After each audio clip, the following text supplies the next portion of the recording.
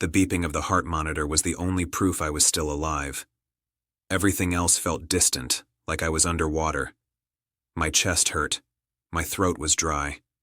My body felt like it didn't belong to me anymore. Then she walked in. Not rushing. Not worried. Perfect makeup. Perfect hair. She looked like she was attending a meeting, not standing beside a hospital bed where her husband had nearly died. She didn't sit down. She placed a folder on the tray table and slid it toward me. "Sign it," she said. "I want a perfect man." For a second I thought I was hallucinating. ICU does that to people. Confusion. Delirium. I tried to speak, but my voice came out broken, barely a whisper. "What?"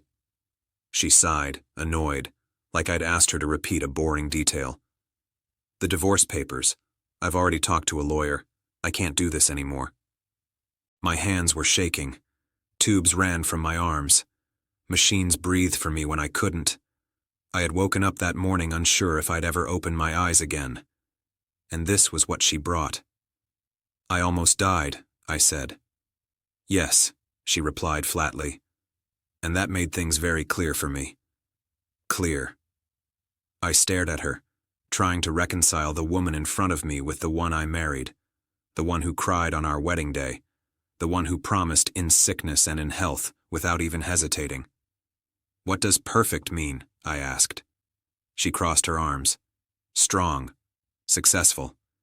Someone who doesn't collapse when life gets hard. Someone who doesn't need me to carry everything."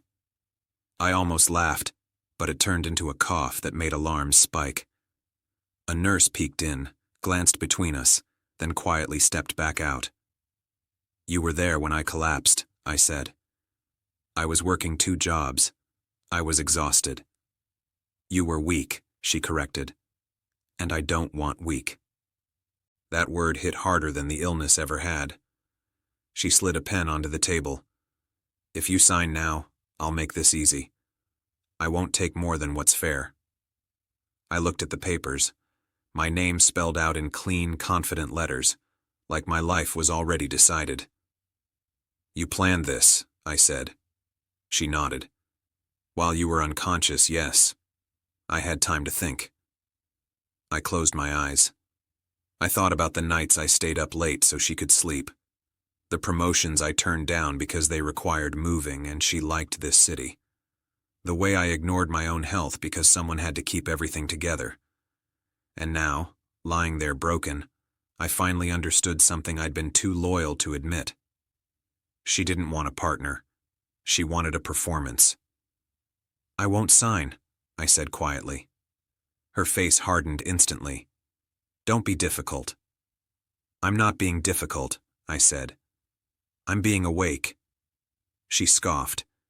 "You think refusing changes anything? I'll still leave." "I know," I said, "but I won't help you feel righteous about it." For the first time, she looked unsettled. "You're being dramatic." "No," I replied. "You're just finally seeing me when I'm not useful." Silence stretched between us.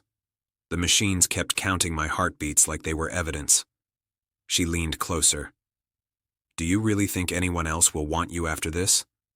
Medical debt, recovery, limitations." I met her eyes. "If they don't, that's still better than being loved conditionally." Her mouth opened, then closed. She gathered the folder sharply. "You're making a mistake." "Maybe," I said. "But it's mine." She left without another word. The nurse came in a few minutes later. Older woman. Kind eyes. She adjusted my IV, then glanced at the empty tray table. "That looked heavy," she said gently. I nodded. She patted my arm. "I've worked ICU for 20 years. People show you exactly who they are in rooms like this." That night, I didn't sleep. I didn't cry either. Something inside me had gone very still, like grief, but also like clarity. Recovery was slow, painful, lonely. She never came back. The divorce papers arrived again a week later, this time by courier. I signed them calmly, with my own lawyer present, on my terms. She got her freedom. So did I. Months later, I learned through mutual friends that her perfect man hadn't lasted. Turns out perfection doesn't like ultimatums, or people who disappear the moment things get hard. By then, I was learning how to walk longer distances again, how to cook for myself, how to sit in silence without feeling like I was failing someone. Strength, I realized, isn't about never breaking. It's about surviving people who abandon you when you do. I didn't become perfect. I became real. And for the first time in my life, that was enough.